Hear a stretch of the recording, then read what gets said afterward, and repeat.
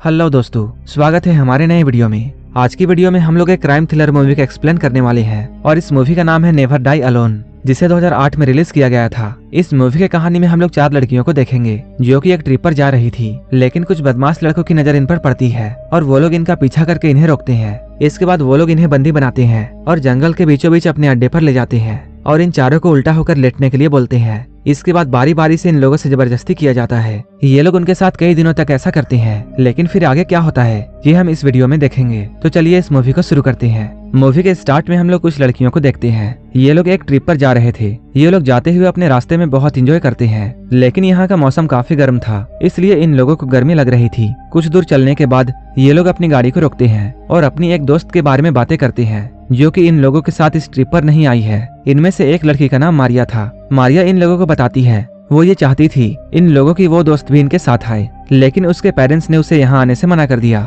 वहीं इधर हम लोग कैरोल को देखते हैं जो कि अपने फोन से अपनी पिक्चर क्लिक कर रही होती है। थोड़ा रेस्ट करने के बाद ये लोग फिर से गाड़ी में बैठकर आगे निकल जाते हैं। रास्ते में ये लोग एक गैस स्टेशन पर रुकते हैं ताकि ये लोग गाड़ी में फ्यूल भर सके। यहाँ कैरोल के पास उसकी माँ का मैसेज आता है। उसकी माँ उसे मैसेज में ये बताती है कि वो उसे बहुत मिस कर रही है। इसके बाद जब कैरोल वॉशरूम में जाती है तब वो देखती है वॉशरूम बहुत गंदा है, इसलिए वो इस वॉशरूम को यूज नहीं करती है और यहाँ से बाहर निकल जाती है। यहाँ ये लोग पार्क में बैठकर थोड़ा आराम करते हैं। आराम करने के बाद फिर से ये लोग गाड़ी में आगे बढ़ते हैं। आगे जाकर इन लोगों को एक बोर्ड दिखाई देता है। उस बोर्ड में ये लिखा हुआ था इस जगह में खतरनाक जानवर हो सकते हैं। जो भी लोग यहाँ नए आए हैं उन्हें केयरफुल होने की हिदायत दी गई थी। जब वो लोग आगे जा रहे थे तब कैरोल की नजर एक लड़की पर पड़ती है जो कि जख्मी हालत में रोड के किनारे थी। उसे देखकर कैरोल अपने दोस्त को गाड़ी रोकने के लिए बोलती है। उसकी दोस्त गाड़ी रोक देती है। वो कैरोल से पूछती है तुमने मुझे गाड़ी रोकने के लिए क्यों कहा। जब कैरोल इन लोगों को लड़की के बारे में बताती है तब ये लोग उसे देखने के लिए वापस जाते हैं। जब चारों उसे देखने के लिए जाते हैं तब ये लोग पाते हैं यहाँ एक लड़की जख्मी पड़ी हुई है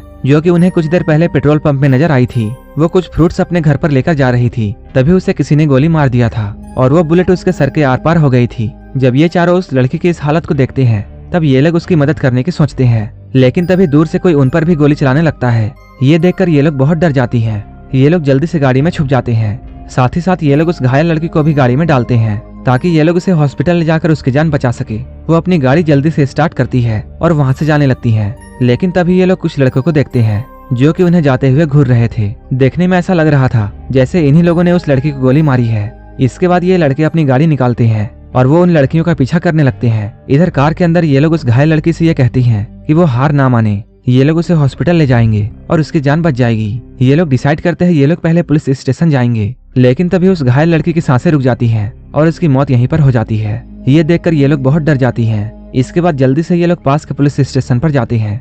यहाँ ये लोग देखते हैं यहाँ कोई भी पुलिस नहीं है। ये लोग पुलिस का आने का इंतजार करती हैं। उसी वक्त इंस्पेक्टर यहाँ आता है। ये चारों लोग इंस्पेक्टर को अपनी सारी बात बताती है। इंस्पेक्टर इन लोगों से बोलता है वो चिंता बिल्कुल ना करे, वो इनकी सारी रिपोर्ट लिखेगा। जब इंस्पेक्टर इनसे उन लड़कों का हुलिया पूछता है तब ये लोग उनके बारे में बताने के लिए तैयार हो जाती हैं। तभी कैरोल खिड़की से ये देखती है जिन आदमियों ने इन पर गोली चलाया था वो लोग यहाँ आ चुके हैं। कुछ देर बाद वो लोग पुलिस स्टेशन के अंदर भी आ जाते हैं और पुलिस वाले को बहुत सारा पैसा देते हैं और पुलिस वाले से समझौता कर लेते हैं। पुलिस इन लोगों को देखकर सैल्यूट करता है जैसे कि पुलिस ऑफिसर इन लोगों को पहले से जानता हो। ये लोग इंस्पेक्टर से कहते हैं ये लोग बस शूटिंग के लिए गए हुए थे, लेकिन अचानक शूटिंग करने के दौरान उस लड़की को गोली लग गई। उन्होंने जानबूझकर ऐसा नहीं किया है, इसलिए पुलिस इनकी रिपोर्ट ना लिखे। ये सारे लोग सार्जेंट होते हैं, इसलिए इंस्पेक्टर इन लोगों की रिस्पेक्ट करता था। इसलिए इंस्पेक्टर इन लोगों से ये कहता है वो इस केस की रिपोर्ट नहीं लिखेगा, लेकिन वो लोग इन लड़कियों को आराम से जाने दे और इन्हें कुछ भी ना करे। वो लोग इंस्पेक्टर की बात मान जाते हैं। वो लोग लड़कियों से ये कहते हैं तुम लोग यहाँ से जल्दी चले जाओ। ये चारों बहुत डरी हुई थी, इसलिए ये लोग जल्दी से गाड़ी में बैठते हैं। इसके बाद ये लोग यहाँ से जाने लगते हैं। इन लड़कियों को ऐसा लगता है शायद उन लड़कों ने इन्हें छोड़ दिया है, लेकिन तभी वो लड़के फिर से आ जाते हैं और इनके कार की तरफ गन पॉइंट करते हैं और इन्हें गाड़ी रोकने के लिए बोलते हैं। यहाँ इन लोगों को ना चाहते हुए भी गाड़ी रोकनी पड़ती है। ये लोग अपने फैमिली मेंबर्स को कॉल करती हैं, लेकिन ये लोग ऐसा नहीं कर पाती हैं। लेकिन कैरोल अपनी मॉम को मदद के लिए एक मैसेज करती है। तभी ये लड़के यहाँ आते हैं और वो लोग इनसे कहते हैं इन सारे लोगों को उनकी गाड़ी में जाना होगा। इसके बाद ये लोग उनकी गाड़ी को लेकर जंगल के अंदर चले जाते हैं। जैसे ही इनकी गाड़ी रुकती है ये चारों लड़कियां भागने की कोशिश करती हैं, लेकिन तभी ये लोग एक लड़की को शूट कर देते हैं जिससे गोली उसके कंधे के आर पार हो जाती है। वो यहाँ जख्मी हो जाती है और उसका ढेर सारा खून निकलने लगता है। ये लड़कियां ये सब देखकर बहुत डर जाती हैं। ये लोग उनसे रिक्वेस्ट करती हैं कि वो इनकी मदद करे, लेकिन वो बदमाश इनकी मदद करने के लिए राजी नहीं होते हैं। इधर इंस्पेक्टर पेट्रोलिंग करने के लिए उस एरिया में जाता है। जहाँ वो देखता है यहाँ कुछ गाड़ियों के निशान है। इसके बाद वो समझ जाता है शायद उन बदमाशों ने लड़कियों को नहीं छोड़ा होगा। इधर वो सारे बदमाश उन लड़कियों को अपने अड्डे में लेकर जाते हैं जो कि घने जंगल के बीचों बीच था और यहाँ कोई भी नहीं आता था। ये लोग उस जख्मी लड़की को पेड़ से बांध देते हैं और इन तीनों को वहीं पर बैठने के लिए बोलते हैं। ये लोग इन तीनों को उल्टा लेटा देते हैं और इनसे कहते हैं तुम लोगों ने बहुत गलत काम किया है, उन्हें पुलिस के पास नहीं जाना चाहिए था। इसके बाद ये लोग उस बंधी हुई लड़की के कपड़े फाड़ देते हैं। एक लड़का डंडा लेकर उसके पास आता है और उस लड़की को बुरी तरह पीटता है। उस डंडे की मार से उस लड़की को बहुत ज्यादा दर्द होता है और वो जोर से चिल्लाने लगती है। इसके बाद ये लोग उसकी रस्सियों को खोल देते हैं और उसे भी उल्टा लेटने के लिए कहते हैं। ये लोग यहाँ बहुत डरी हुई थी, इसलिए ये लोग जैसा कह रहे थे लड़कियां बिल्कुल वैसा ही कर रही थी।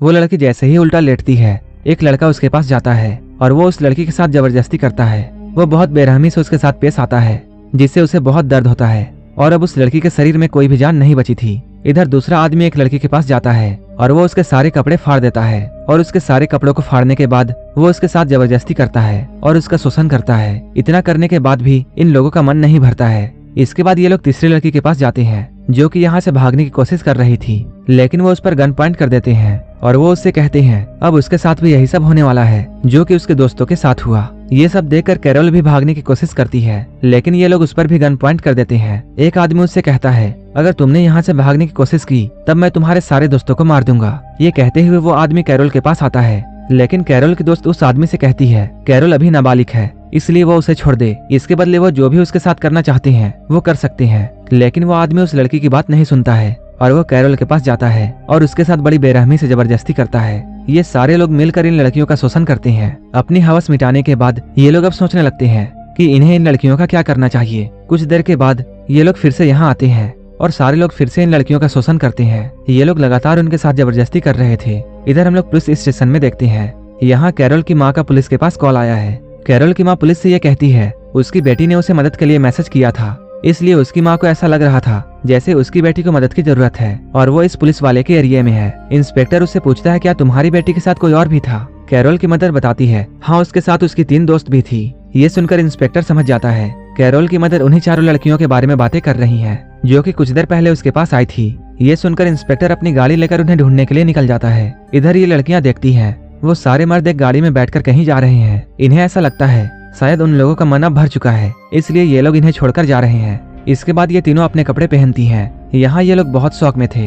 वो लोग अपनी चौथी दोस्त को ढूंढती हैं। जब ये लोग अपनी दोस्त को देखती हैं तब ये पाती है वो मर चुकी है। ये लोग मदद की तलाश में आगे बढ़ने लगती हैं। आगे जाते हुए इन लोगों को एक नदी दिखाई देती है। इसके बाद इनमें से एक लड़की अंदर जाकर नहाने लगती है क्योंकि वो अपने आप में बहुत गंदा महसूस कर रही थी और वो अपने आप को जल्दी से जल्दी साफ करना चाहती थी। धीरे धीरे ये लोग जंगल में आगे बढ़ती हैं। आगे जाकर इन्हें एक कैबिन दिखाई देता है। उसे देखकर ये लोग बहुत खुश होती हैं। इन लोगों को ऐसा लगता है जैसे इस घर के अंदर कोई तो होगा जो कि इनकी मदद करेगा।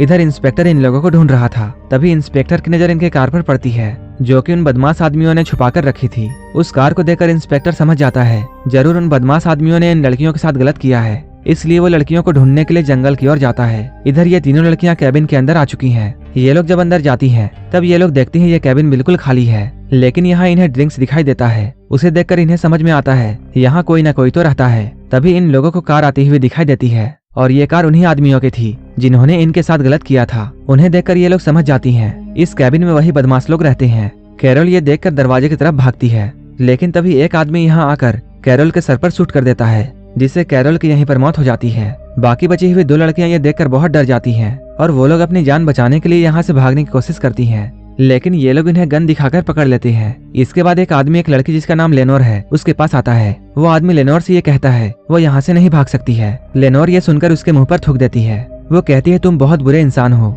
लेनोर के ऐसा करने पर वो आदमी बहुत गुस्सा होता है और वो उसे सबक सिखाने की ठान लेता है। इसके बाद वो अपने दोस्तों के साथ लेनोर को अपनी गाड़ी में बैठाता है और वो उसे एक जगह पर ले जाने के लिए निकल जाता है। ये लोग एक लड़की जिसका नाम यास्मीन था उसे कैबिन में ही छोड़ देते हैं, लेकिन इन लोगों ने कैबिन का दरवाजा बंद कर दिया था ताकि यास्मीन यहाँ से ना भाग पाए। रास्ते में इन लोगों को इंस्पेक्टर मिलता है। उसे देखकर ये दोनों गाड़ी रोक देते हैं। इंस्पेक्टर इनसे कहता है उन लड़कियों में से एक की माँ का मेरे पास कॉल आया था, इसलिए तुम मुझे अब सच सच बताओ तुम लोगों ने उन लड़कियों के साथ क्या किया। वो आदमी इंस्पेक्टर से ये कहता है ऐसी कोई भी बात नहीं है क्योंकि उन लोगों ने उन लड़कियों के साथ कुछ भी नहीं किया है। इंस्पेक्टर को भी इन लोगों से डर लगता था, इसलिए वो इनकी बात मान जाता है और वापस लौट जाता है। लेकिन जब इंस्पेक्टर उनकी गाड़ी को आगे बढ़ता हुआ देखता है तब वो अपनी गाड़ी फिर से मोड़ लेता है और इनका पीछा करने लगता है, क्योंकि इंस्पेक्टर को सच जानना था और वह इन लोगों को रंगे हाथ पकड़ना चाहता था। जब ये लोग थोड़ा आगे बढ़ते हैं तब इंस्पेक्टर कैबिन के पास अपनी गाड़ी रोकता है। उसे ऐसा लगता है जैसे कैबिन में कोई जरूर होगा। इसके बाद वो कैबिन के अंदर जाता है, तब उसे यास्मीन यहाँ दिखती है। यास्मीन की हालत बहुत खराब हो चुकी थी और वह इंस्पेक्टर से मदद मांगती है। इंस्पेक्टर उसे बोलता है, तुम चिंता बिल्कुल मत करो, मैं तुम्हारी मदद करूंगा। जब इंस्पेक्टर बाहर जाता है तब अचानक वो देखता है वो बंदे यहाँ वापस आ चुके हैं। उन्हें देखकर इंस्पेक्टर बहुत डर जाता है। इसके बाद ये लोग इंस्पेक्टर को शूट कर देते हैं और यहीं पर उसे जान से मार देते हैं। ये लोग इंस्पेक्टर और कैरोल की बॉडी को एक प्लास्टिक में लपेटते हैं और ये लोग उन दोनों की डेड बॉडी को इंस्पेक्टर के ही गाड़ी में रखते हैं ताकि ये लोग उसे ठिकाने लगाने के लिए ले जा सके। इनमें से 2 आदमी लाश को ठिकाने लगाने के लिए जाते हैं और एक आदमी कैबिन के पास ही रुकता है ताकि वो यास्मीन पर नजर रख सके। इधर हम लोग यास्मीन को देखते हैं जो कि चुपके से इनके गाड़ी के पास आती है ताकि वो यहाँ कोई औजार ढूंढ सके और उनसे बदला ले सके। वो देखते हैं यहाँ उसकी दोस्त भी मौजूद है। उसे इस गाड़ी में एक हथौड़ा मिलता है और वो इस हथौड़े को उठा लेती है। उसे इन लोगों पर बहुत ज्यादा गुस्सा आ रहा था। अब इनके अंदर बदले की आग भड़क चुकी थी। जब एक आदमी उसे खड़ा देखता है तब वो उसके पास जाता है। तभी वो उस हथौड़े से उस पर वार कर देती है। इसके बाद वो उस हथौड़े को उसके सर पर मारती है जिससे उसका सर फट जाता है और यहीं पर उसकी मौत हो जाती है। इसके बाद वो अपने दोस्त को उठाती है और उससे भी ये कहती है वो भी एक मजबूत हथियार ढूंढ ले, क्योंकि ये लोग अब उन आदमियों से बदला लेना चाहते थे। इस लड़के को यहाँ कुछ बार वायर और कुछ औजार मिलते हैं। ये लोग यहाँ एक ट्रैप लगा देते हैं और उन बदमाशों का वेट करने लगते हैं। इसके बाद ये लोग यहाँ से बाहर निकलने का रास्ता ढूंढती हैं। जब ये लोग जंगल के अंदर जाती हैं तब यहाँ उन्हें एक और आदमी दिखाई देता है जो कि एक लाश को गाड़ने के लिए एक गड्ढा खोद रहा था। ये देखकर यास्मीन यहाँ जाती है और वो उस आदमी से लड़ाई करती है, लेकिन वो आदमी यहाँ यास्मीन को बहुत मारता है। तभी यास्मीन उस आदमी के गन को उठा लेती है। उसी वक्त उसकी दोस्त भी यहाँ आ जाती है जो कि चैन से उस आदमी का गला दबा देती है जिससे उस आदमी का गला कट जाता है और उसकी मौत यहीं पर हो जाती है। इसके बाद ये लोग उसकी लाश को इसी गड्ढे पर गाड़ देते हैं जो वो खोद रहा था। तभी इनका तीसरा आदमी भी यहाँ आ जाता है। वो यहाँ आकर इन दोनों पर गोली चलाने लगता है। इसके बाद यास्मीन एक शॉटगन लेकर यहीं पर छुप जाती है। तभी वो आदमी दूसरी लड़की के पास जाता है और वो उसके सर पर गन रखकर उसे तान देता है। जब वो गोली चलाने ही वाला होता है तभी उसे ये पता चलता है कि गोलियां खत्म हो चुकी हैं। ये देखकर यास्मीन बाहर निकलती है और उसे शूट करने लगती है। वो आदमी अपनी जान बचाने के लिए यहाँ से भागने लगता है। यास्मीन उसे निशाना लगाकर शूट कर देती है। गोली जाकर उस आदमी के टांगों पर लगती है। गोली लगने से उसका खून बहने लगता है, लेकिन वो आदमी नहीं रुकता है और वो फेंसिंग के बाहर चला जाता है। लेकिन तभी ये लोग देखती हैं वहाँ एक बोर्ड लगा हुआ है जहाँ ये लिखा हुआ था, इस फेंसिंग के दूसरी ओर डेंजरस एनिमल्स हैं। तभी इन लोगों को उस आदमी के चिल्लाने की आवाज सुनाई देती है और उन सुअरों की भी आवाज आती है, जिससे ये लोग समझ जाती हैं कि उस आदमी को जंगली सुअर खा रहे हैं। इसी के साथ इस आदमी की भी यहीं पर मौत हो जाती है। उसके मरने के बाद ये लोग रोड पर जाने लगती हैं ताकि कोई इनकी मदद कर सके और इन लोगों के बदले के साथ ही ये मूवी यहीं पर खत्म हो जाती है। अगर आपको ये मूवी अच्छी लगी हो तब एक लाइक जरूर कर देना और ऐसे ही वीडियोस के लिए मेरे चैनल को जरूर सब्सक्राइब कर लेना। तो मिलते हैं हमारे नेक्स्ट वीडियो में।